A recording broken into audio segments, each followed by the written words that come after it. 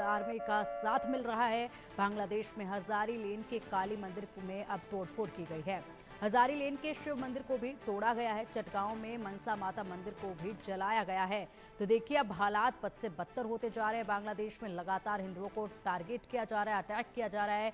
हिंदुओं को पकड़ो काट दो की नारेबाजी भी की जा रही है। रैली निकालकर हिंदुओं को धमकियां दी जा रही हैं।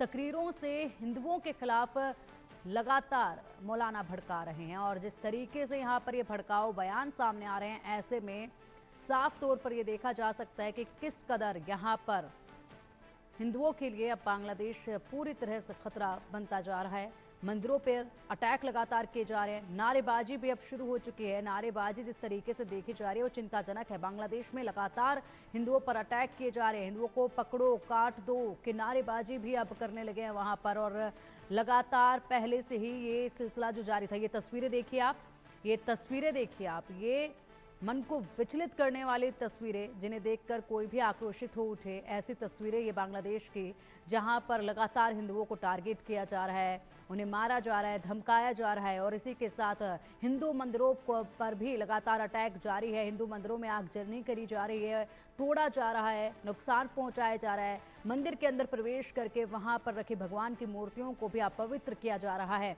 और ये तस्वीरें पिछले कई महीनों से लगातार सामने आ रही है। ये हिंसा अब हिंदुओं के खिलाफ वहां लगातार बढ़ती जा रही है और बांग्लादेश को शायद ये अंदाज़ा नहीं कि वो खुद कितनी बड़ी मुसीबत में इसके सहारे पड़ता जा रहा है, क्योंकि यहाँ पर जिस तरीके से अंतरिम सरकार बनी थी उस वक्त ये उम्मीद जताई जा रही थी कि अब बांग्लादेश के हालात जो हैं वो बेहतर हो जाएंगे, लेकिन वहाँ पर बांग्लादेश के जो हालात हैं वो बेहतर तो नहीं हुए बल्कि हिंदुओं के लिए ज़्यादा खराब हो गए। और ऐसे में यहाँ पर जो सरकार है, बांग्लादेश का अंतरिम सरकार, उसके जो तमाम आला अधिकारी हैं वो इन कट्टरपंथियों को, वो इन लोगों को सहारा दे रहे हैं, फुल सपोर्ट कर रहे हैं। जिस तरीके से ये यहाँ पर सड़कों पर लगातार, ये तस्वीरें देखिए।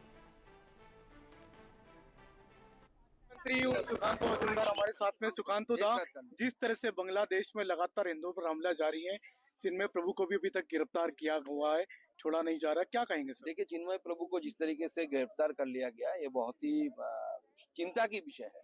और चिन्मय प्रभु क्या कर रहे थे वहाँ पे? हिंदुओं के ऊपर जो अत्याचार हुए, जो मंदिर तोड़े गए, उसके खिलाफ आवाज उठा रहे थे और शांतिपूर्ण तरीके से, डेमोक्रेटिक वे से उठा रहे थे। अगर डेमोक्रेटिक तरीके से अपना विरोध जताना कोई राष्ट्रद्रोह मानता है तो मुझे लगता है ये सही नहीं है। उन्हें जल्द से जल्द रिहा कर देना। सर, हिंदुओं पर लगातार हमले हो रहे हैं बांग्लादेश में हिंदुओं के ऊपर लगातार आक्रमण हो रहा है और जिस तरीके की घटना घट रही है, ये बांग्लादेश का जो छवि है। आपकी सरकार है सर केंद्र में? हमारी सरकार भारत में है, बांग्लादेश में नहीं है। आप किसी दूसरे कंट्री में जाके कुछ नहीं कर सकते, वो सोवरेन कंट्री है। तो आप जाके बाहर से क्या करेंगे वहाँ पे? हम वहाँ पे हमारा अपना विरोध जता सकते हैं। और हम सबसे बड़ी बात है कि इससे पश्चिम बंगाल के हिंदुओं को शिक्षा लेनी है कि अगर आप समय रहते नहीं संभले तो बांग्लादेश में जो हो रहा है पश्चिम बंगाल के हिंदुओं के साथ, भारत के हिंदुओं के साथ यही होगा। काटोगे तो बटोगे। ये सुकांत मजूमदार, जिनका कहना है कि बांग्लादेश की घटना से पश्चिम बंगाल के हिंदुओं को समझना चाहिए, सीखना चाहिए। अगर अभी भी नहीं संभले तो फिर पश्चिम बंगाल भी बांग्लादेश बन जाएगा। बटोगे तो कटोगे। Sanjay Sharma, India news, Delhi. हमारे साथ बातचीत करने के लिए टीएमसी के सीनियर नेता और सांसद सौगत राय जी हैं। सौगत जी, जिस तरह से बांग्लादेश में घटना घटी है, हिंदुओं को अरेस्ट किया गया, संतों को भी अरेस्ट कर लिया गया, क्या कहेंगे? बहुत दुखद घटना है। इसका असर पश्चिम बंगाल पर ही है।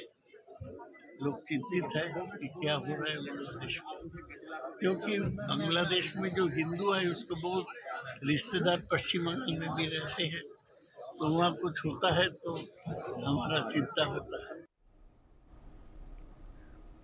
बांग्लादेश अपनी हदें पार कर रहा है। पहले बांग्लादेश में हिंदुओं पर हमले हुए, यूनिस सरकार चुप रही। मंदिरों पर हमले हुए, यूनिस सरकार चुप रही। और अब बांग्लादेश में हिंदू धर्मगुरु को ही गिरफ्तार कर लिया गया। उन पर देशद्रोह का केस दर्ज कर लिया गया। अदालत ने भी जमानत देने से इनकार कर दिया। ऐसे में सवाल उठना लाजमी है, क्या बांग्लादेश की यूनिस सरकार सनातन की दुश्मन है?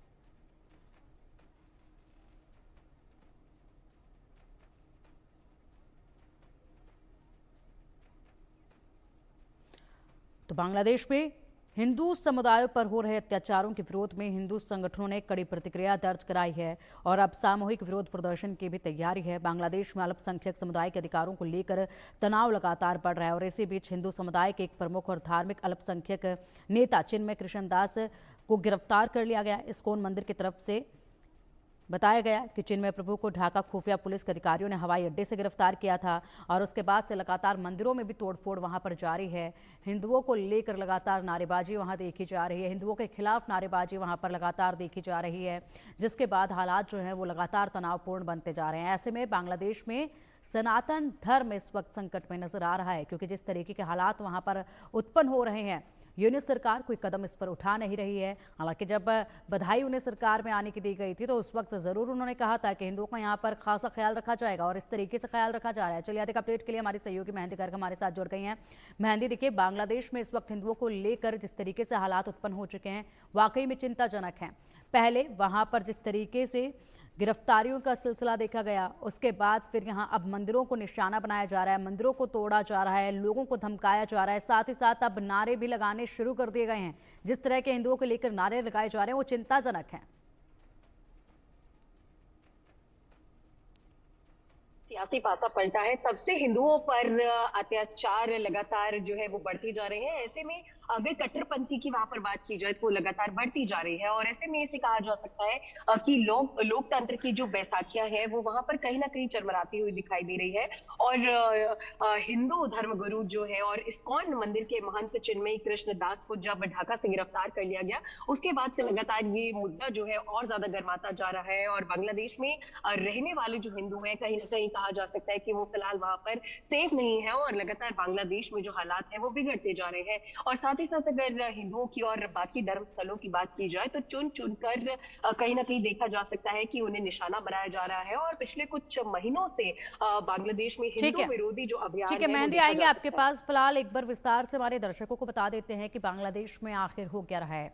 देखिए बांग्लादेश में जब से यहाँ पर शेख हसीना की सरकार गिरी, शेख हसीना ने भारत में शरण ली, उसके बाद से लगातार हिंदुओं को टारगेट किया गया, हिंदुओं को लगातार वहां टारगेट करते रहे और उसके बाद जिस तरीके से मंदिरों में पहले नुकसान देखा गया, हालांकि बीच में मामला थोड़ा शांत जरूर हुआ था, लेकिन अब एक बार फिर से काफ़ी तेजी के साथ ये हिंसा वहां पर भड़क रही है और यहाँ पर जिस तरीके से चिन्मय कृष्ण दास को गिरफ्तार किया गया, उसके बाद उन्हें जमानत देने से इनकार कर दिया गया, वो भी चिंता की बात है। और ऐसे में भारत ने बांग्लादेश में हिंदू नेता कृष्ण दास प्रभु की गिरफ्तारी पर गहरी चिंता व्यक्त की।